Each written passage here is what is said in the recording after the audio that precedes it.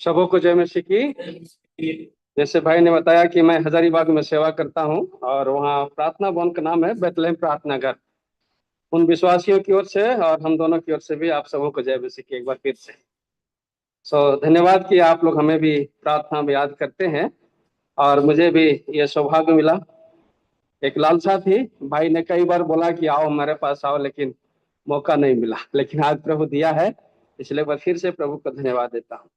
आइए हम प्रभु की गवाही जो मेरे जीवन में प्रभु ने किया है हम शुरू करेंगे।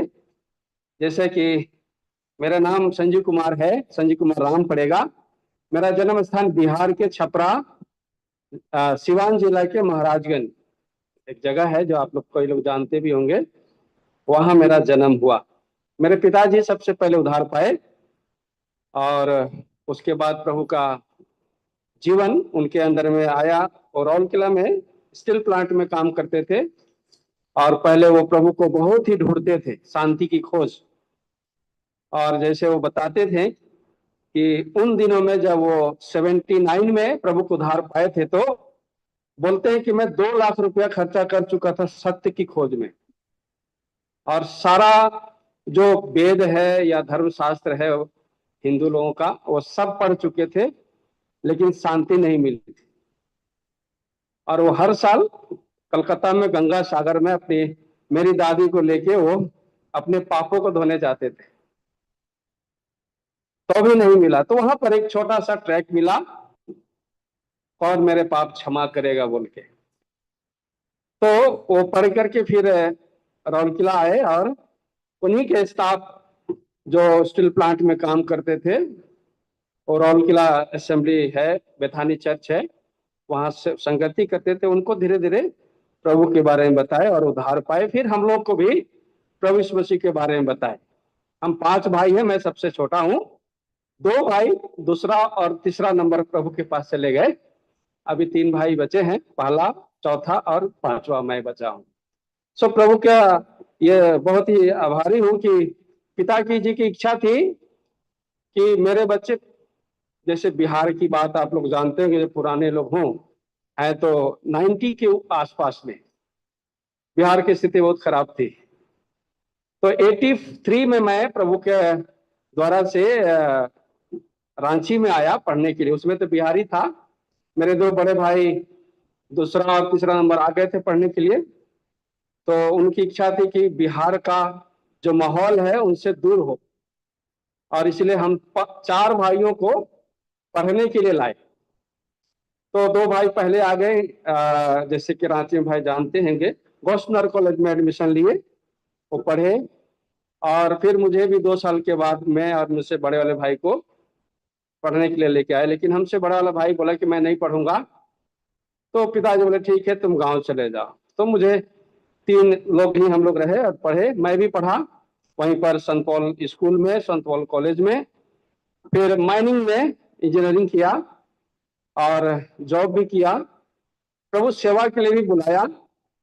बहुत शॉर्टकट बता रहे हैं कि किस समय की पाबंदी है। तो मैं बचपन से ही लड़ाकू था, और स्कूल समय से ही मैं एक घटना बताता हूँ कि जब पढ़ रहा था तब मुझे एक लड़का गाली दिया, और गाली मैं दूसरों को देता था, वो दूसरा कोई मुझे दे तो मुझे बर्दाश्त नहीं होता था। ठीक है, तो उसको मैंने मारा, ऐसा मारा कि 2 दांत टूट गया। एक ही बार मारा था। तो प्रिंसिपल के पास गया। प्रिंसिपल ने भी मुझे बहुत प्रेम किया, क्योंकि उन्होंने जाना था कि ये हिंदू से प्रभु में आया है, क्रिश्चियन बना है, तो बहुत प्रेम करते थे। और प्रभु की दया से मैं भी पढ़ाई में कमजोर नहीं था, और लगातार मिडिल स्कूल में 2nd डिवीजन हमेशा आते थे हम। मेरा नाम का ही एक और दोस्त है जो उसका भी संजीव है, हम दोनों में कंपटीशन चलता था कौन मारेगा। तो प्रभु की दया से वो फर्स्ट आता था, मैं सेकंड आता था। इसलिए कैरेक्टर टीचर और प्रिंसिपल के सामने मेरा बहुत बढ़िया था। और संडे स्कूल में भी पहली बार जब गया तो संडे स्कूल भी सीखा, और वहां भी बहुत बढ़िया था। लेकिन दोस्तों के बीच में स्कूल में गुंडागर्दी करता था। 2 तरह का जीवन था।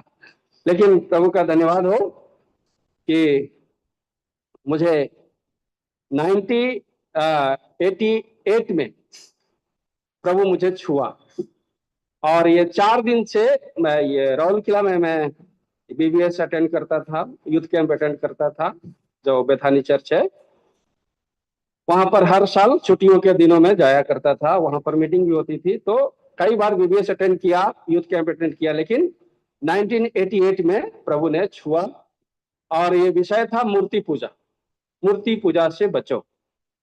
सो 3 दिन से मैं कोशिश कर रहा था अपने प्रयास से कि मैं प्रभु को ग्रहण करूं। तो 3 दिन हाथ उठाने की, जैसे अल्टर कॉल होता है, हाथ उठाइए बोल के, तो उठाने की कोशिश करता, लेकिन पसीना पसीना हो जाता था, कभी कोशिश बेकार हो जाता था हमेशा के लिए। चौथे दिन में प्रभु से बोला, प्रभु आज तो मुझे सहायता करो कि मैं अपने पाप को मानूं और उद्धार पाऊं, क्योंकि वो वचन ही ऐसी आ रहा था कि जो मेरे जीवन में थी, एक एक चीज को बता रहे थे, एक्सप्लेन कर रहे थे प्रभु के दास। सो प्रभु ने सच में मेरे जीवन में काम किया, और उद्धार का वचन आया यशायाह चैप्टर 1 वर्स 18। कोई भी पढ़ सकता है, 1 का 18। यहोवा कहता है, आओ हम आपस में बात विवाद करें। तुम्हारे पाप चाहे लाल रंग के हों, तो भी वे दिन के समान होंगे, और चाहे रंगवानी रंग के हों, तो भी वे दिन के समान सफेद हो जाएंगे। सो ये वचन के द्वारा प्रभु ने मुझे पकड़ा, और ऐसा ही मेरे पाप थे, है ना, बहुत भयंकर पाप थे, जो वर्णन करना भी मुंह पर नहीं ला सकते, ऐसा बात है। लेकिन प्रभु ने बात किया और कहा कि आपस में बात करो, आओ मैं बातचीत करना चाहता हूं तुमसे।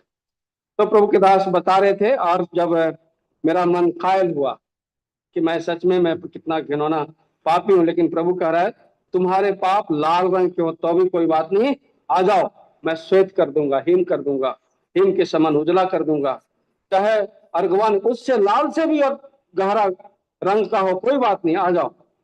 तो जब प्रभु के दास ने अल्टर कॉल किया, तो बुधवार का दिन था, 7:15 बजे का समय, संध्या का समय था। मैं प्रभु को अपना जीवन का उद्धारकर्ता के रूप में ग्रहण किया।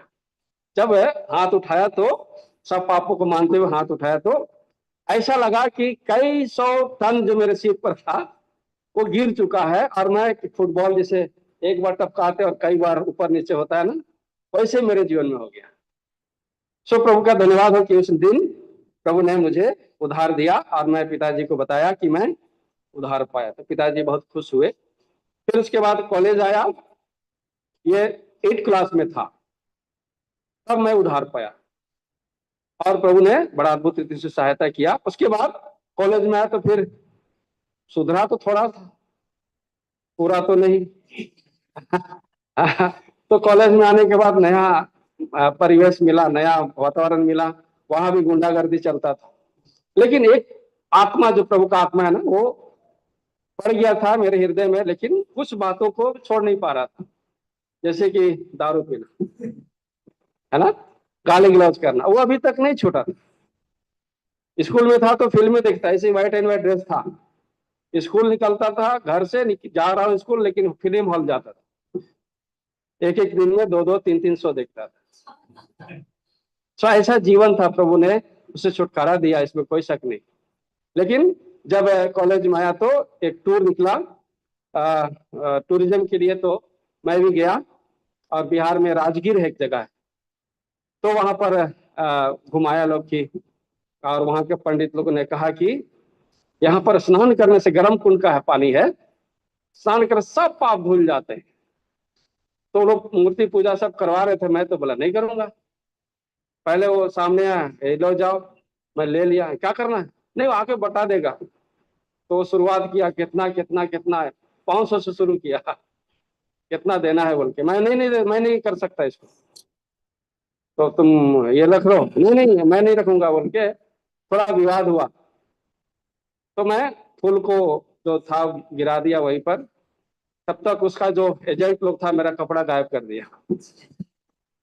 तो मैं तो स्नान किया, स्नान करने के बाद जो भी रोग था वहां का सब लेके आ गया। सो प्रभु ने सच में बड़ा काम किया। पहले मैंने जॉन्डिस हुआ, फिर आंखों की रोशनी चली गई, और मुझे टीबी का फर्स्ट स्टेज, लंग्स में पानी आ गया। ये सब शैतान का काम था जो मेरे जीवन में उसको जगह दिया था, इसी कारण से आ गया, लेकिन प्रभु ने छोड़ा नहीं।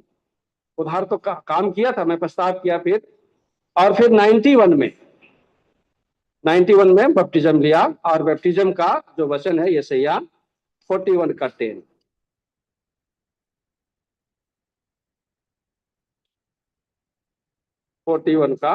यशायाह 41 का 10। मत डर, क्योंकि मैं तेरे संग हूं, इधर उधर मत ताक, क्योंकि मैं तेरा परमेश्वर हूं। मैं तुझे दृढ़ करूंगा और तेरी सहायता करूंगा, अपने धर्म दाहिने हाथ से मैं तुझे संभाले रहूंगा। तो इस वचन के द्वारा प्रभु सच में आज तक संभाला है। फिर जब मैं इंजीनियरिंग किया, वहां भी मैं माइनिंग में किया था, माइनिंग सर्वेयर का ट्रेनिंग था, प्रैक्टिकल का 2 साल का। तो पहला ट्रेनिंग था आसनसोल के पास, एक रामनगर है, ओपन कास्ट में गया था। तो वहां तो बहुत खुशी खुशी प्रभु का प्रचार किया, कई बाइबल भी बांट दिया बंगालियों के बीच में, बहुत बढ़िया हुआ। लेकिन दूसरा ट्रेनिंग था इधर मध्य प्रदेश में, सिंगरौली, वहां पर ओपन कास्ट है वहां भी, लेकिन वहां पर दूसरा 6 महीना का था, 6 महीना का था, 2 साल कंप्लीट करना था। तो वहां पर दोस्तों ने मुझे हॉस्टल मिला ठहरने के लिए कंपनी की तरफ से, और वहां पर ड्यूटी आना जाना किया, ट्रेनिंग किया। लेकिन दारू पीने का जो आदत थी छोड़ चुका था, छोड़ चुका था। लेकिन उस दिन, जिस दिन उन्होंने लाया दोस्तों के बीच में, मैं इनकार किया कुछ समय तक। तो जो भी बनाए थे खाना खाया, उनके पास बैठा, बोले कह रहे कुछ नहीं, खाओ पियो मत बैठो, बल्कि। तो वो अंदर का जो शैतान जाग जाता है ना, जब संगति करते हैं तो बुरा का, तो ऐसी जाग गया, और मैं पिया और खाया भी, और रात भर टीवी देखा। तो 3 और 4 के बीच में प्रभु यीशु मसीह का दर्शन, एक तरह से कहिए, आंखों से नहीं आवाज से। और जब 3 दिन रात भर बैठ के गया, तो इधर से भी निकलने लगा और इधर से भी निकलने लगा, बहुत बुरी हालत हो गई थी। जब 10-12 बार हो चुका, तो प्रभु यीशु मसीह ऐसा आवाज किया, संजीव, अभी चाहूं तो तुम्हारा जीवन ले सकता हूं। मैं बहुत ही इतना डर गया, इतना डर गया कि वो अनुभव ही नहीं बता सकता। तुरंत घुटना टेका, क्योंकि मैं बोल रहा हूं कि दोस्त लोगों ने किया, लेकिन मैं बाद में उसको अनुभव किया। दोस्त लोगों ने तो बोलते रहेंगे ना, लेकिन मेरा इच्छा है छोड़ना और लेना, है ना। तो वो इच्छा मेरी थी, अंदर से दबा हुआ था। उनके साथ ऐसा काम किया, लेकिन प्रभु ये चुटकी हुई। अब भी चाहूं तो फिर मैं घुटने टेका, प्रभु से पूरा प्रार्थना किया, प्रभु दया किया, जैसे प्रस्ताव किया, सच में प्रभु मेरा दोनों बंद कर दिया, उल्टी भी और पैखाना भी बंद कर दिया। तब से आज तक कई कोशिश, बाद में वो दोस्तों ने माफी मांगा कि हमने तुम्हारे ऊपर जबरदस्ती किया। मैं नहीं नहीं नहीं, कोई बात नहीं, मेरी इच्छा थी, मैं आपका साथ दिया, प्रभु मुझे बचा लिया, ये बड़ी बात। फिर और दोस्त कंप्लीट किया मैनेजरिंग का, फिर जॉब भी किया सूरत में। प्रभु हमें इस बात को जानना चाहिए, जब भी किसी चीज को बताता है तो हम नेग्लेक्ट करते हैं, और हम जो शारीरिक रीति से सोचते हैं कि हमें ये पूरा करना है, ये पूरा करना है, तो प्रभु की आवाज को सुनना बंद कर देते हैं। लेकिन एक उद्देश्य है मेरे जीवन से, जो मैंने सीखा वही बात कर रहा हूं। प्रभु मुझे जब ट्रेनिंग खत्म किया जॉब के लिए, उसमें जॉब बंद हो गया था 2000 में माइनिंग में। तो क्या करना चाहिए,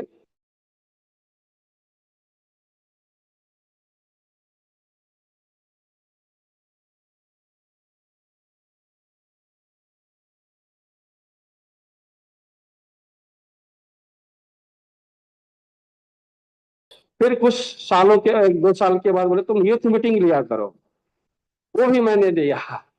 सो प्रभु की दया से यूथ लोगों के बीच में अच्छा जागृति आई कुछ दिनों के लिए, कुछ समय के लिए। उसी दरमियान मुझे जॉब के लिए भी कॉलिंग आया, जब सूरत में चला गया तो किया वहां पर भी प्रभु से पूछता बोलता था, प्रभु इतना खर्चा किया हूं, माँ बाप की इच्छा है कि मैं जॉब करूं, तो मुझे जॉब दीजिए। तो प्रभु दिया, इसमें कोई शक नहीं। लेकिन सूरत में गया तो संगति से दूर हो, पैसा तो मिला लेकिन जीवन बर्बाद हो गया, है ना। वहां भी प्रभु की आवाज, बोलते हैं सूरत का मलेरिया जो है अगर पकड़ लिया तो बचते नहीं है। सो बिरार एक जगह है, पावर प्लांट बना है वहां पर सूरत में, उसमें मुझे सुपरवाइजर के रूप में रखा गया था और मुझे 300 लेबर मेरे अंडर में थे, उनको देख रेख करना, कहाँ पर क्या काम करना देना, ऐसा मैं वहां देखा। तब प्रभु तो आवाज दे रहा था लेकिन सुनना बंद कर दिया। वहां भी प्रभु सेवा के लिए बोला तो मलेरिया मुझे पकड़ लिया और 3 दिन में ऐसी हालत है कि मैं मरने पर। दोस्त लोग कहा कि अब ये मर जाएगा, इसको छोड़ देना पड़ेगा घर पर। तो आधी रात को, समय तो मालूम नहीं, लेकिन मैं प्रभु से बोला, प्रभु आप बुला रहे हैं तो मैं अब इनकार नहीं करूंगा, मुझे ठीक कर दीजिए। तो मैं टेढ़ा था तो प्रभु भी टेढ़ा बना मेरे लिए, है ना। तो जब मैं गिड़गिड़ा कर फिर प्रार्थना किया, प्रभु सच में उसी क्षण मुझे चंगाई दिया। दोस्त लोग अब मुझे मजाक करने लगे, अरे तुम मरने में थे तो जिंदा कैसे हो गया? तो अब उनको कैसे बताऊं कि प्रभु मेरे जीवन में क्या किया, मैं प्रभु के साथ कैसा रिलेशन किया, नहीं बता सका। फिर मैं मैनेजर से बोला कि मैं अब नहीं रहूंगा, मैं जाऊंगा। उन्होंने कहा देखो तुम्हारा 2 महीना का तेरा प्रोजेक्ट है, पूरा कंप्लीट करके जाओ तो अच्छा रहेगा। बोले कि ठीक है। उसी दरमियान अहमदाबाद में कन्वेकेशन था, तो कन्वेकेशन में जब डेट मालूम हो गया तो फिर वो 2 महीना कंप्लीट किया। नवंबर में कन्वेकेशन होता है, तो वहां पे कन्वेकेशन में गया। प्रभु से यही बात किया था जो मैं रात में, प्रभु ठीक है आप सेवा के लिए बुला रहे हो तो मुझे वचन चाहिए। मैं ऐसी भावना में नहीं आना चाहता कि हाँ मुझे बुला रहे, बोल रहे हैं, स्वप्न में दिखा रहे हैं, वचनों से बोल रहे हैं तो वो आवाज से आ रहा है, तो मैं ऐसा नहीं मानूंगा, आपका वचन चाहिए। कोई भी कॉल करेगा प्रभु के दास लोग, कोई सेवा के लिए आता है तो मैं नहीं हाथ उठाऊंगा, मैं ऐसे बोल दिया। तो प्रभु ने सच में दया किया और कन्वोकेशन खत्म होने के बाद फिर मैं रांची आ गया। 2001 की बात है ये, और दिसंबर का महीना, मैं नवंबर में आ गया, फिर दिसंबर में कन्वोकेशन हुआ कालिंपोंग में। तो वहां पर मैं फिर कालिंपोंग हम 4-5 लोग के साथ गए। वहां पर प्रभु ने, मैं हम लोग 5-6 लोग, 2-3 यूथ लीडर थे, एक सेवक थे और एक एल्डर थे, हम 4-5 लोग गए फिलिप अंकल से मिलने के लिए। तो उनका रूम में हम गए, तो मैं ही पहले आ गया था, फिर जय मसीह किए, फिर यू रीड द बाइबल,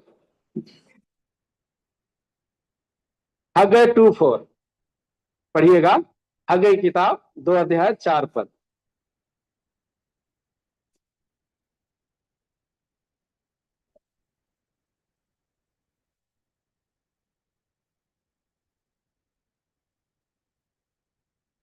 पुराना नियम में है, छोटे नबी, हगै का 2 अध्याय 4 पद, लास्ट पोर्शन है।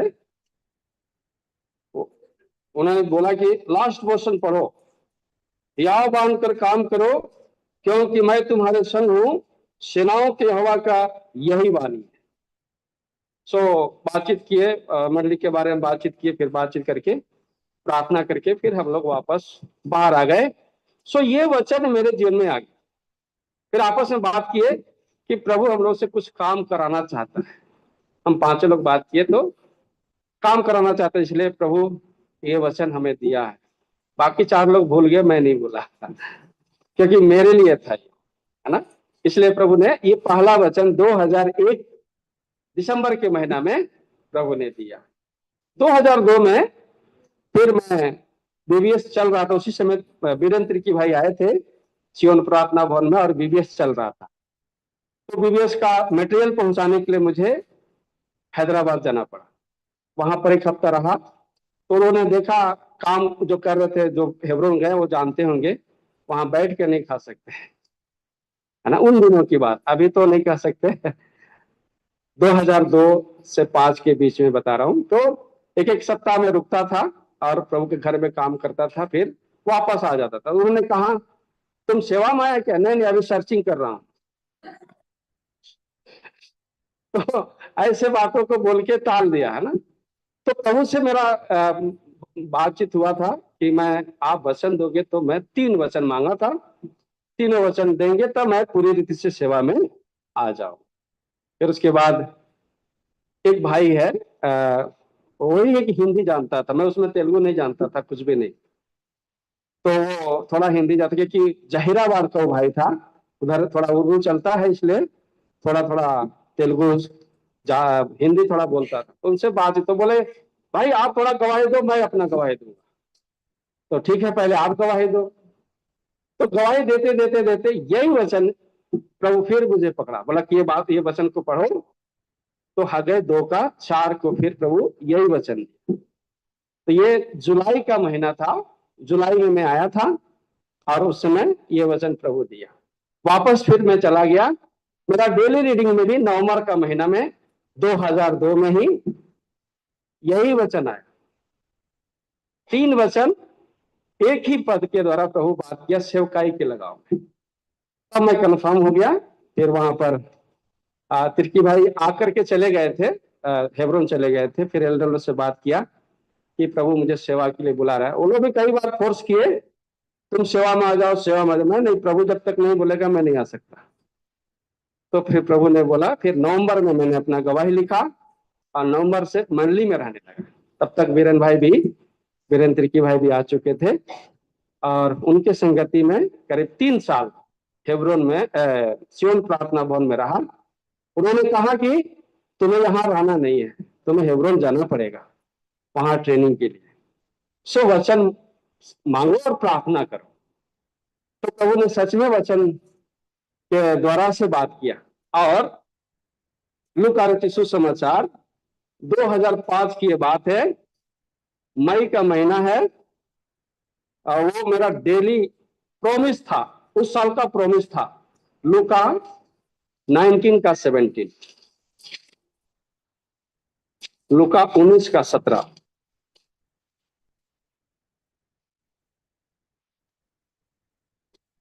माफ कीजिएगा, 17 का 19, 17 का 19।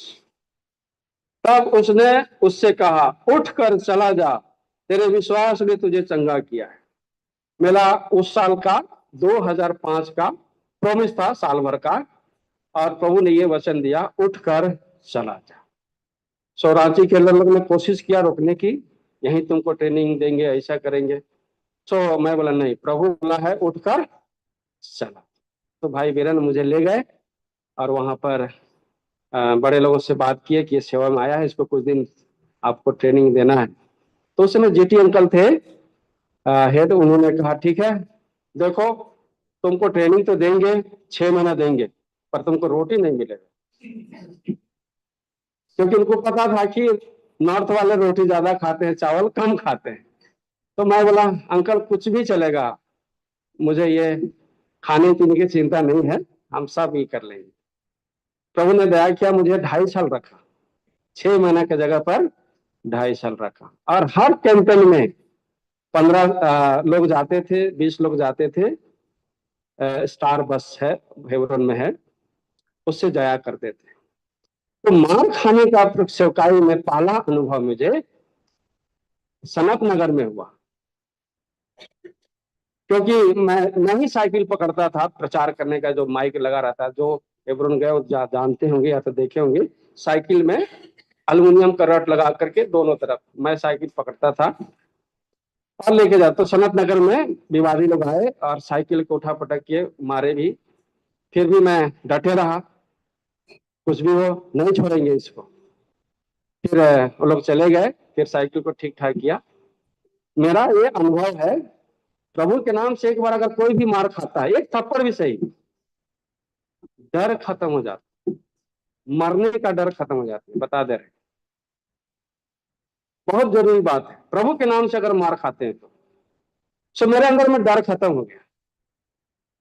फिर दूसरी बार अगले साल ये 2005 की बात है, 6 की बात है, और उसी 6 में अगस्त और के महीना के समय में मैं बेलगाम गया था, कर्नाटका। वहां भी प्रचार कर रहे थे, और प्रचार के समय में उन्होंने भी उस समय भी मारे, उसमें बोल्डर से मारे थे। मैं बस में, हम लोग प्रार्थना कर रहे थे, बोल्डर नजदीक से ऐसे मारे दोनों तरफ से, दाहिने और बाएं, ड्राइवर के दाहिने और बाएं तरफ से। तो मैं गेट के पास था, मेरा काम था खलासी का काम करना, बस का खलासी बना था। सो वहीं पर खड़ा था, और हम सब मिलकर प्रार्थना करते, कि वहां पर मार्केट में थे तो माइक वगैरह सब छीन लिए थे। फिर हम लोग किसी तरह से, कुछ लोग भागे, कई लोग अलग, तो वहां पर कुछ दूर जाके प्रार्थना करने लगे। पर लोग हमारा पीछा करते हुए आए, हम ऐसे प्रार्थना कर रहे थे। हमारा जो लीडर थे, लीडर हैं, एलियाजर भाई हैं, वो झुक कर प्रार्थना करते, तो उनके तरफ से बोल्डर आया, इतना बड़ा काला पत्थर का।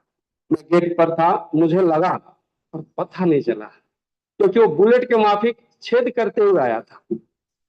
कांच का खिड़की जो है ना, खिड़की का कांच को छेद करते मुझे लगा, और आधा घंटा तक मुझे नहीं लगा कि मुझे चोट लगा है। इतना शून्य हो गया था ये पीठ बीच में। फिर वहां से फिर हम लोग भागे।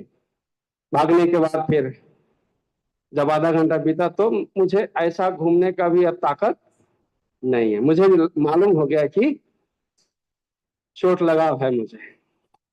और उसी दरमियान हमारा भाई दानियल सिंह, जो गोवा में सेवा करते हैं, वास्को में, उनको भी थोड़ा पीछे से कांच लगा था, कांच का टुकड़ा सिर में लगा, उनका खून बहने लगा था।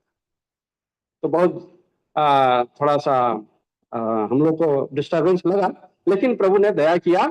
फिर वहां से हम लोग आ गए प्रार्थना भवन। फिर नेक्स्ट ईयर 2007 में भी धारवाड़ में प्रचार करने के लिए आए। वहां तो बहुत बढ़िया से कुटाई हुआ, और आरएसएस के गांव में थे हम लोग। वो एक्चुअली वहां के एल्डर का गलती था, उस जगह के लिए प्रार्थना नहीं किए थे। सबसे जरूरी है, जिस जगह के लिए हम प्रार्थना प्रचार में करते हैं, पहले प्रार्थना करते प्रभु बांध देता है। और जब हम लोग 6 बजे निकले थे बिना नाश्ता किए, 9:30 बजे तक जहां जहां प्रार्थना किए थे, वो बहुत खुश हो गए थे कि प्रचार बहुत बढ़िया हुआ, कहीं विरोध नहीं हुआ, सब लोग पुस्तक भी ले लिया। तो बोले कि थोड़ा बगल में गांव में जाएंगे। ठीक है, जाएंगे। गए 9:30 बजे, सब जगह लोग बाइबल लिया, नया नियम था। लेकिन कुछ लोगों को मालूम चल गया वो आरएसएस गांव है। हम लोग को जाने के पहले 15 दिन पहले 2 मुस्लिमों को वहीं काट दिए थे। पुलिस भी नहीं जाती है वहां पर अभी भी। तो फिर हम लोग को घेर लिए, छोटे से लेके बड़े तक, बड़े बड़े बोल्डर लेकर के। एक भाई के कारण से कहीं भी प्रचार में जब जाते हैं तो फॉलो करना बहुत जरूरी है, आज्ञा मानना। हमें कभी भी इमोशनल होकर के प्रचार नहीं करना चाहिए कि बहुत सुन रहा है, चलो और थोड़ा बात करेंगे। नहीं नहीं, उधर भी माइक की आवाज सुनाई दे रहा है, अगर बंद हुआ तो तुरंत दौड़ना चाहिए, आना चाहिए। वो भाई थोड़ा दूर चला गया, उसको बचाने के चक्कर में हम सब फंस गए।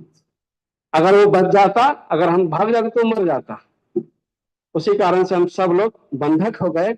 9:30 बजे से लेकर के 3:30 बजे तक 22 लोग थे। उसमें कितने शुगर पेशेंट थे, भूखे प्यासे। मैं ही था गेट कीपर, मैंने की खलासी। बाकी लोग तेलुगु थे, तेलुगु बात करते थे, मैं हिंदी बात करता था। तो कर्नाटक में तेलुगु वालों को थोड़ा बात नहीं सुन रहे थे, मैं हिंदी में बात करने लगा। अरे हिंदी जानता है? तो मैं बोला हमारा भाषा है हिंदी। फिर मैं ही उनसे डील करने लगा, और बहुत कोशिश किए अंदर घुसने का। मैं बोला देखो, सब लोग आने की जरूरत नहीं है, और बहुत मारपीट करने लगे। फिर बाद में लाइव दिखा रहे थे टीवी में। उस समय 9 टीवी जो चल रहा था कर्नाटक में, हुबली के आसपास में, उस समय वो दिखा रहे थे हम लोग कैसे मार कर रहे थे।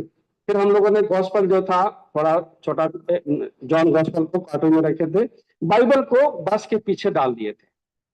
फिर हमने कहा ठीक है, 2 जन आके देख लो क्या रखे हैं, देख लो। नहीं, वो दोस्त लगाते हैं ना, बम रखे हो, बहुत कुछ रखे हो, ये सब। आके देखो, तो आके देखे कुछ नहीं, तो कार्टून देखे, नहीं नहीं कार्टून में कुछ है, ले जाओ, लेंगे बोल के लेके तो फाड़ के फेर के फेंकने लगे। प्रभु की दया हुई, वहां पर एसपी डीएसपी भी आ गए, जबकि पुलिस नहीं आती है, लेकिन आ गए। आते ही पहले हम लोग से बात करने लगे, फिर वो विरोध करने लगे आरएसएस बजरंग वाले, उनसे क्यों बात करना, हमसे बात करो। फिर उन्होंने कहा कि आप लोग डरो मत, कुछ नहीं होगा, हम लोग आ गए हैं। फिर उन्होंने बात किया, चलो थाना चलो बोल के। तो एसपी का एक ही उद्देश्य था कि किसी रीति से इस गांव से क्या करें, निकल जाए। जो हमारा भाई था प्रभु का दास, वो हवा तो निकाल चुके थे, हम भाग नहीं सकते बस का। और धीरे धीरे टायर को बचाने के लिए धीरे चला रहा, वो गाली देने लगा। एसपी ने अपना ड्राइवर भेजा और पूरा बाहर निकाला। जब थाना में घुसे तो उन्होंने कहा कि अब तुम लोग सुरक्षित हो, कुछ नहीं हो सकता, मत डरो तुम लोग। फिर प्रभु ने दया किया, 6 महीने तक केस हुआ। 6 महीने तक हम लोग हर महीना 1 तारीख को जाते थे धरवाड़ हेब्रोन से, और संगति होती थी। जज के सामने 22 लोग कटघरे में खड़ा होकर गिनती करता था कितने लोग आए हैं करके। 100 लोग जब केस किया दोबारा नहीं आए, तो 6 महीना तक चलने के बाद फिर वो डिसमिस हो गया, प्रभु का अनुग्रह हुआ। फिर मुझे सेवकाई की लगाव में क्रिस्टोफर अंकल, कोरियन अंकल और ये जेसी राव अंकल, ये लोग थे उस समय 2008 में। तुम को भेजना चाहते हैं सेवकाई के लिए, जाओगे? हाँ हाँ जाएंगे। कहाँ जाओगे? जहां आप लोग भेजोगे। ठीक है, हम लोग प्रार्थना कर रहे हैं भेजने के लिए। तो प्रभु ने 2008 में भी लूका 17 का 19 ही पद मुझे प्रॉमिस कार्ड दिया था, उठकर चला जा। मुझे बिहार और झारखंड प्रभु मन में डाला था कि तुम उसके लिए प्रार्थना करो, तुमको वहीं सेवा करना है। मैं किसी से कभी शेयर नहीं किया कि मुझे वहां जाना है, ऐसा करना, गुप्त रीति से प्रार्थना कर रहा। तो प्रभु के दास ने पहले क्रिस्टोफर अंकल बोले कि संजीव, हम भेजना चाहते हैं, जहां से आए हो वहां जाओगे, जैसा आप लोग का मर्जी। तो मैंने कुछ नहीं बोला। 1 हफ्ता बीत गया, फिर कोरियन अंकल बोले संजीव, हम भेजना चाहते हैं, तुम जाओगे? जहां भेजेंगे हम जाएंगे। फिर दोनों का बात हो गया, तो फिर बुलाए हम लोग 5 लोग को एक साथ, वहां से सेवकाई के लिए विभिन्न स्थानों में भेजे, मुझे फिर वापस रांची भेज दिए। तो प्रभु ने प्रार्थना सुना, उठकर चला जाओ बोल के। सो रांची आया, रांची में कुछ दिन सेवा किया। वहां से एक जिला है खूंटी, रांची से 40 किलोमीटर है, वहां 1 साल सेवा किया। फिर उसके बाद 1 साल के बाद फिर मैं बरकठा एक जगह है, वो भी हजारीबाग डिस्ट्रिक्ट में, वहां 5 साल सेवा किया। वहां भी मार खाया। सो प्रभु ने दया किया। फिर वहां पर एक भाई बोला कि मैं सेवा करूंगा। मैंने ठीक है आप सेवा करो, लोकल भाई खड़ा हो गया, ठीक है आप सेवा करो। फिर मैं आगे बढ़ गया, उसी एरिया में दूसरा जिला गिरिडीह जिला पड़ता है, वहां से बरकठा से 20 किलोमीटर पड़ता है आगे। फिर उधर सेवा करने लगा। वहां पर 2 बार मार मिली। एक तो 2017 में 40 लोग गॉस्पेल कीर्तन कर रहे थे, एक गुड फ्राइडे के समय में। प्रभु ने दया किया और कहीं भी कुछ नहीं हो, लेकिन उनके घर के लोग जो पड़ोसी थे उनको विरोध किए। 40 लोगों को बुला करके दारू पिला करके मारपीट किए। पहले तिरकी बीरन भाई को निकाले, फिर जो मुझे निकाले, खूब बढ़िया से मारे। और हम दोनों प्रार्थना किए, प्रभु उनके पाप को क्षमा करो। 4-5 बार बोले। एक भाई सीआईएसएफ में था, वो अपना देखा कि मेरे अशोक भाई लोग को मार रहा है, तो 2 दिन मार दिया एकदम। तो सारा गुस्सा उनके ऊपर चला गया, तो उनको करके बांस से लाठी से मारने लगे। फिर मेरे पिताजी को भी मारे, उस समय 80 साल हो गया था। तो मारपीट करने के बाद मुझे, हम दोनों को फिर बाहर मैदान में लाए, तो मैं क्या करने आए। फिर हमने बहुत बढ़िया से जवाब दिया कि हम लोग प्रचार करने के लिए, प्रार्थना करने के लिए, नहीं तुम चोर हो, ये है नहीं, कुछ नहीं है, तुमको जला देंगे, लो जला दो। ऐसे ही बोला मैं। जब बोला तो उसी में से 2 जन को खड़ा किया प्रभु ने। रुको रुको रुको रुको, अभी इनको एक बार तो मौका दो जाने के लिए। तब तक किसी ने शायद फोन कर दिया पुलिस वालों को, वो हॉर्न बजाते हुए आया और सब भाग गए। फिर हम लोग को भी पुलिस आकर के बातचीत की। कुछ लोग मुस्लिम हैं वहां पर, उन्होंने भी बोला कि ये लोग गलत किया है, नहीं मारपीट करना चाहिए, कभी शिकायत ही लोग नहीं किया है। मैं 2 साल से वहां सेवा कर रहा था, बल्कि 3 साल से। 2 साल से मेज स्थापित हो गया, करीब 40-45 लोग आते थे, फिर वो भी बंद हो गया। 3 दिन तक पुलिस वाले आते रह गए कि उनका नाम बताओ, नाम बताओ। हम लोगों ने बोल दिया था कि वहां के विश्वासियों को किसी का नाम नहीं बताना, हमने माफ कर दिया यीशु मसीह के नाम से, ये केस नहीं होगा, नहीं करना है। वो लोग भी कभी नहीं बताया। फिर उसके बाद प्रभु ने सहायता किया। उसी समय 2017 अगस्त के महीना में, ये अप्रैल में घटना घटी, अगस्त के महीना में बीजेपी सरकार थी, एंटी करवेंशन रूल ला दिया, है ना, उसमें ऐसा घटना हो गई। उसके बाद अभी 1 साल हो रहा है, फिर उसी गांव के और 5 किलोमीटर पीछे, उसी गिरिडीह जिला के एक बहन के घर प्रार्थना के लिए गए थे। सब मीटिंग खत्म हो गया तो फिर एक लड़के ने, किसी ने फोन कर दिया, सब गांव वाले जमा हो गए, वहां भी मारपीट हुई। मुझे तो 3-4 बार पटरे की मार से मारे, बीरन भाई को 1 बार मारे। फिर जिसने पहले मारा उसने पुलिस को फोन कर दिया और पुलिस तुरंत आ गई। माहौल तो बहुत गर्म हो गया था और वो लोग बोल रहे थे कि तुम पहले मंदिर चलो, नाम लो, हम छोड़ देंगे। बोले यही मार दो ना, का जरूरत है, हम नहीं जाएंगे। सीधा ऐसी बोला, मुझे यही मार दो, नहीं जाएंगे। तो छू नहीं, उठो, नहीं उठेंगे, यहीं पे मारो। तो बहन बहुत प्रभु के दया से विश्वास में है, प्रार्थना करिएगा। वो बोली मैं अपने घर में कुछ भी करूँ, आपको क्या मतलब है। तो वो कुछ भी सुनने के लिए तैयार नहीं। दोनों माँ बेटी प्रभु में है, प्रार्थना करिएगा। कि जब वो हमको थाना ले गए तो पुलिस आ गई, फिर हम सुरक्षित तो हो गए। फिर उसके बाद सब लोग आ गए, वो लोग तुरंत फोन किया आरएसएस बरगुन वालों को, पूरा थाना को घेर लिए, बहुत हंगामा किए। सो उस बहन को कौशल्या नाम है, कौशल्या देवी, उसको बहुत प्रेशर देने लगे, तुम बोलो इन लोगों ने तुमको 40,000 रुपया दिया है धर्म परिवर्तन करने के लिए। उसने कहा नहीं लोग लेते हैं ना देते हैं, हमने प्रार्थना करने के लिए बुलाया था, प्रार्थना हुई, बस और कुछ नहीं। हम नहीं झूठ बोलेंगे तो तुमको 5 साल के लिए जेल भेज देंगे, तुम 10 साल के लिए भेजो, मैं झूठ नहीं बोलूंगी।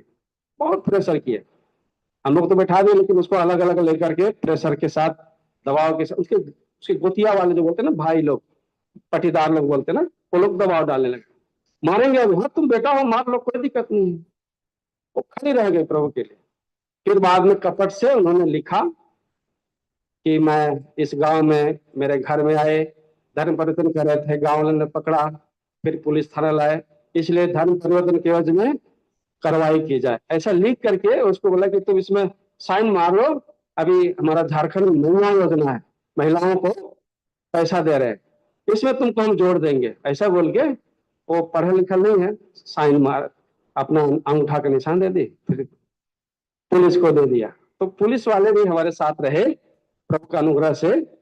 बोले पुलिस थाना बोला कि आप चिंता मत करो, ये नॉमिनल एफआईआर है, आपको कुछ नहीं होगा, डरिए मत, कुछ नहीं होगा। वो लोग भी हमारे बातचीत से सब जान गए कि लोग कुछ भी नहीं किया है, तो थानेदार बहुत सपोर्ट किया।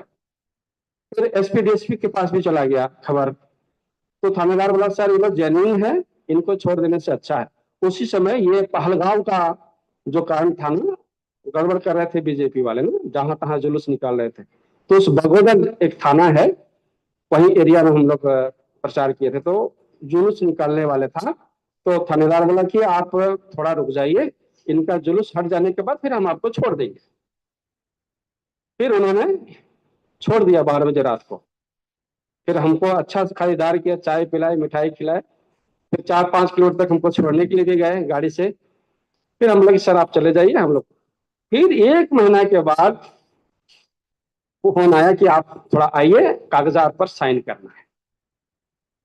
तो मेरी पत्नी है शीतल और मैं, क्योंकि हम ही दोनों बात कर रहे थे, तो हमारा नाम पूछ लिए थे, तो इसने भी जब मुझे मार रहे थे तो इसने भी मेरे पास आकर बैठ गई, मुझे भी मारो, बहन की पत्नी। नहीं नहीं, आप तो मेरी माँ हो, हम कैसे मार सकते हैं। तो मारपीट बंद कर दिए थे। तो इनका हमारा नाम पर साइन करके केस किए हैं। तो बहन के नाम पर केस किए, बहन का नाम आ गया ना, कौशल्या देवी। फिर बाद में मालूम चला कि आपका केस हो गया, आप जा करके बेल ले लीजिए, पुलिस वाले बता रहे हैं। फिर हमने 3 महीना के बाद बेल ले लिया। अभी केस है पर चार्जशीट नहीं पहुंचा है कोर्ट में। उसके लिए आप लोग प्रार्थना करिएगा कि थाने वाले चार्जशीट भेज देंगे तो फिर ये केस खत्म हो जाएगा। कि बहन बोले कि हम तो वापस ले लेंगे केस को। दूसरी बात की एसपी डीएसपी जब उसको गवाही के लिए बुलाए तो उसने सच्चाई सब चीज बताया, उसको रिकॉर्ड हुआ, वीडियो हुआ, सब चीज। तो वो उन्होंने कहा कि बाइबल पढ़ना और प्रार्थना करना धर्म परिवर्तन तो नहीं है, तुम्हारे साथ ज्यादती हुआ है। बोलो हम केस कर देते हैं, तुम खाली साइन लिख दो, साइन कर दो, मैं केस कर देता हूँ। तो बोले कि सर छोड़ जो लोग बच्चा लोग हैं उनको थोड़ा खुश होने दीजिए, हम ही थोड़ा दुख उठा लेते हैं। तो इस रीति से प्रभु ने वहां पर ऐसा काम किया है। प्रार्थना करिए। कठिन तो जगह है, सब हिंदू बैकग्राउंड से ही आ रहे हैं, मेरे पास कोई क्रिश्चियन नहीं है, सब अनपढ़ ही है लगभग। एक ही दो जो है पढ़े लिखे हैं, रोज काम करने खेती बाड़ी करने वाला है, लेकिन प्रभु में ऐसे विश्वासी हैं। सो प्रार्थना करिएगा, प्रभु दया करे। ये तो मेरे सेवकाई का विवाह के लगाव में, जब मैं हेब्रोन में था आ गया, फिर बड़े लोगों ने फोन किया तुमको शादी करना है, प्रार्थना करो। ठीक है, प्रार्थना करने लगे। 1 साल तक प्रार्थना की। फिर 1 साल के बाद फिर बुलाए, फिर नाम बताए, नाम है प्रार्थना करो। मैं आ गया, प्रार्थना किया। तो पहली बार जब नाम बताया तो मैं उस समय बीमार पड़ गया। बहन का नाम बताया तो क्या हो गया, हेब्रोन में ही बीमार पड़ गया। हाँ, सेलेब्रल मलेरिया पकड़ लिया बोलते हैं। जांच हुआ तो कुरियर ने कहा अरे तुमको हम बोले थे आज अच्छी नींद लो, तुम नाम बता दिए बहन का, प्रार्थना करो, तुम बीमार पड़ गया। तो प्रभु ने ऐसा किया, कोई बात नहीं। तो फिर प्रार्थना किए। सो प्रभु ने डेली रीडिंग में उत्पत्ति किताब 24 अध्याय से, ये बहुत जरूरी है। आजकल जो विवाह हो रहे हैं उनके लिए भी ये सीखने की बात है कि प्रभु कभी किसी को धोखा नहीं देता, जो भी देता है अच्छी देता है। इसलिए जरूरी है मैं प्रार्थना करूं। प्रभु उधर के लोग तो, प्रभु के दास लोग बहुत ही ठाट बाट से रहते हैं। नॉर्थ में तो बड़ा मुश्किल है, सब तरफ से कठिनाई होती है। कभी भूखे भी रहना पड़ेगा और भूखे भी सोना पड़ेगा, कभी बिस्तर मिला नहीं मिला बोल के। आप ऐसी मेरे लिए 2 पत्नी जो सब दुख में सब सुख में साथ दे। हाँ, मैं रूप रंग नहीं देखूंगा, मैं, आप अंधा भी दोगे, लंगड़ा भी दोगे, लुंगा भी दोगे, कुछ भी दोगे, मैं लेने के लिए तैयार हूं। मैं यही प्रार्थना किया था। सो वही हो जो बड़े लोग बोले और कहे कि हाँ मैं इनके साथ जाऊंगी। तो ये वचन प्रभु ने मुझे दिया 24 का 58 लिखा है। और उन्होंने रिबका को बुलाकर उससे पूछा क्या तू इस मनुष्य के संग जाएगी? उसने कहा हाँ मैं जाऊं। तो मैं प्रार्थना की, प्रभु बड़े लोग बोलते हैं अगर उससे कि वो क्या तू इससे शादी करेगी, अगर वो कहती है हाँ तो वही मेरी पत्नी होगी। तो इस रीति से प्रार्थना किया और 3 वचन मांगा था। प्रभु ने तीनों वचन पूरा किया। ये पहला वचन है डेली रीडिंग में, दूसरा वचन है यिर्मयाह किताब 29, यिर्मयाह 29, और उसका 5 और 6। घर बनाकर उसमें बस जाओ, बारियां लगाकर उसमें फल खाओ, विवाह करके बेटे बेटियां जन्माओ और अपने बेटों के लिए स्त्रियां ब्याह लो और अपनी बेटियां पुरुषों को ब्याह दो कि वे भी बेटे बेटियां जन्माए और वहां घटो नहीं वरन बढ़ते जाओ। तो विवाह का संबंध था। तो विवाह शब्द यहाँ पर विवाह करके। सो प्रभु से ये वचन मांगा, प्रभु दिया। और फिर तीसरा वचन दिया नया नियम में, पहला कुरिन्थियों की किताब 9 अध्याय, पहला कुरिन्थियों की किताब 9 अध्याय और उसका 5 पद, विवाह से संबंधित प्रभु डेली रीडिंग के द्वारा से ये वचन 3 वचन दिया। ये आखिरी था, क्या हमें यह अधिकार नहीं कि किसी मसीही बहन के साथ विवाह करके उसे लिए फिरे। सो विवाह के लगाव में प्रभु किसी मसीही बहन का साथ विवाह करके वचन आया, तो प्रभु से बोला ठीक है प्रभु आप दे दिए। फिर बड़े लोगों को मैंने खबर कर दिया कि मुझे शांति है, प्रभु मुझे बात किया है, बोले ठीक है। तो मैं देखा नहीं, बातचीत भी नहीं किया। शादी के 2 रोज पहले मेरे घर वाले बोले अरे कौन है वो लड़की, अब मैं भी नहीं देखा हूं तो ऐसे कैसे करेगा तो बोले कि ठीक है मैं ऑफिस वालों से बात करता हूँ, हम मिलना चाहते हैं बोल के। तो मैं बताया कि मेरे घर वाले पिताजी मिलना चाहते हैं, तो उन्होंने उसी समय मैं भी देखा और मेरे घर वाले भी देखे। शीघ्र रूप से 2010 16 फरवरी को हम 5 लोगों का विवाह हुआ हेब्रोन में। उसमें से 5000 लोग आए थे। प्रभु ने बड़ा अनुग्रह दिया, सहायता किया सब बातों में, और फिर हमें शादी करके यहाँ पर आ गए। तब से आज तक प्रभु ने अनुग्रह दिया विवाह के लगाव में। शुरू में संतान प्रभु दिया, लेकिन ट्यूब प्रेगनेंसी के कारण से नहीं हुआ। एक ही ट्यूब है, प्रार्थना करिए। प्रभु वचन दिया है वो पूरा करेगा। अभी तक संतान नहीं है, लेकिन प्रभु के लोग संतान ही है, हमारे भेड़ बच्चे जो भी है ना।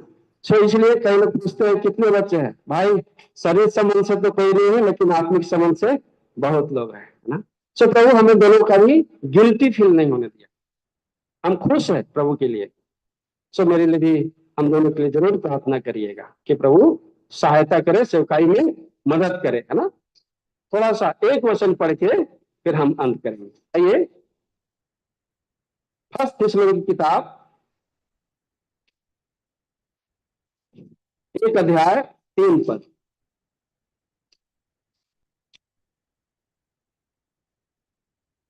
फर्स्ट थिस्सलुनीकि की किताब 1 अध्याय 3 पद, मिल के पढ़ेंगे इसको।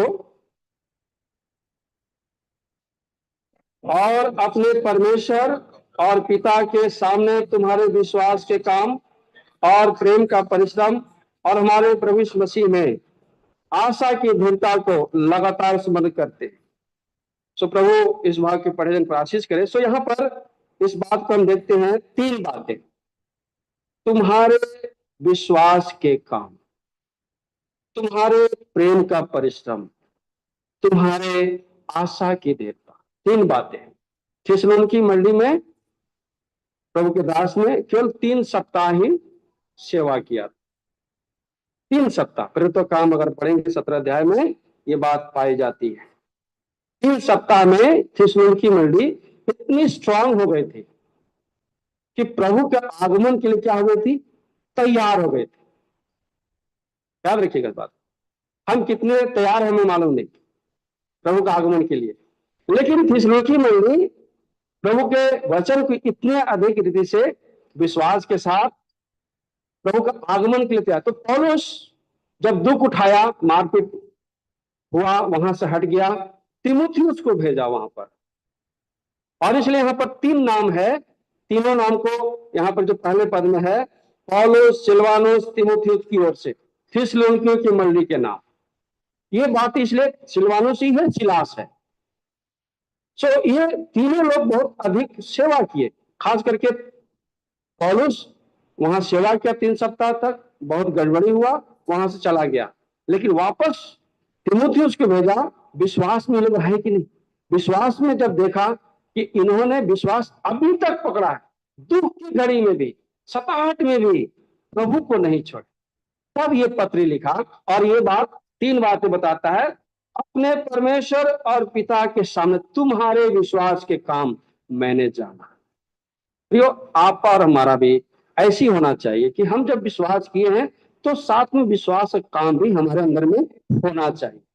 विश्वास करते वो बात नहीं है, विश्वास काम के द्वारा प्रकट होता है कि हम कितना प्रभु के साथ जीवन जी रहे हैं।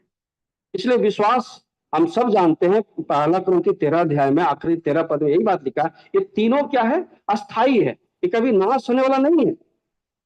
विश्वास, प्रेम और आशा, यहां भी वही चीज है, लेकिन वहां पर तीनों अस्थाई है, यहां पर काम के बारे में बताया गया। तो ये तीनों काम भी अस्थाई है। अगर हम प्रभु में ये काम करते हैं, विश्वास के द्वारा प्रेम का परिश्रम करते हैं और प्रभु के आगमन को धीरे से बाट जोते हैं, तो निश्चित है प्रभु हमको कभी धोखा नहीं देगा। हमारा विश्वास सबसे जरूरी है। विश्वास अब हर एक विश्वासी को एक ही बार सौंपा गया है। कितनी बार? बार बार नहीं होता है। पर प्रभु के चेले को प्रभु हमारे विश्वास को क्या करो, बढ़ाओ। मिल गया विश्वास, हमें विश्वास में बढ़ना है। यहूदा की पत्री, यहूदा यहूदा चैप्टर 1 वर्स 3 पढ़ दीजिए।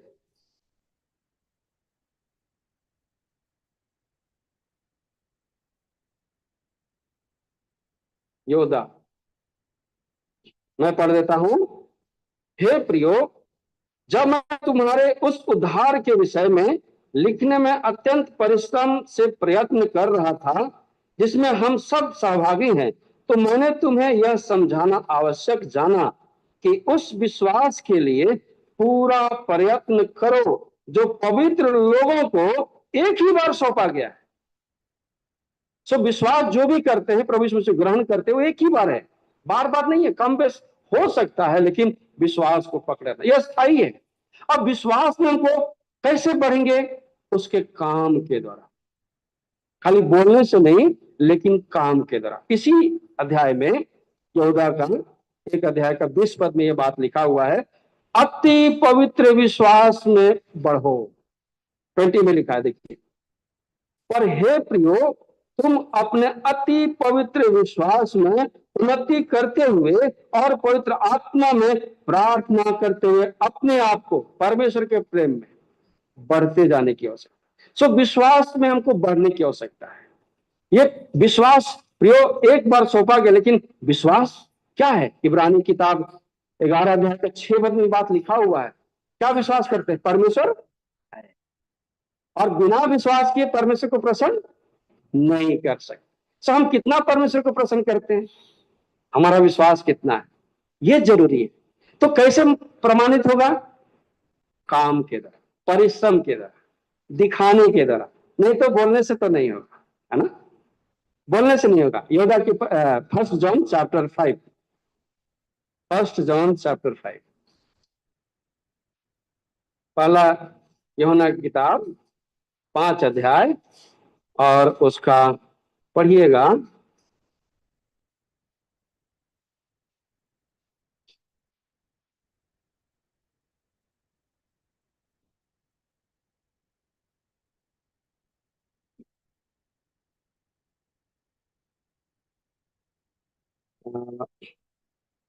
उसमें 4 बातें लिखी हुई है कि हम केवल बोलने के द्वारा नहीं, कामों के द्वारा भी हम परमेश्वर को क्या करें? सहभागी बनाएं। उसको पढ़ेंगे। मैंने ये पद को, पहला यूहन्ना, 1 मिनट,